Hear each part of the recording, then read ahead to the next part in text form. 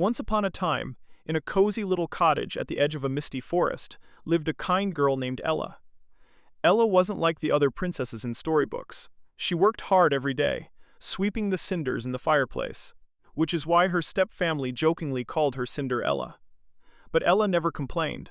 She had a heart full of dreams and a tiny, secret hope.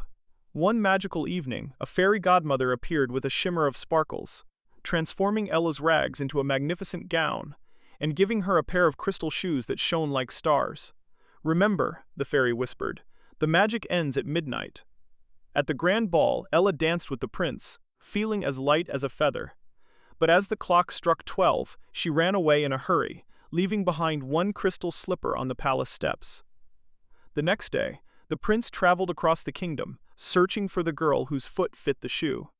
When he reached Ella's cottage, her stepsisters tried to force their feet into the tiny slipper, but it was no use. Then, Ella stepped forward.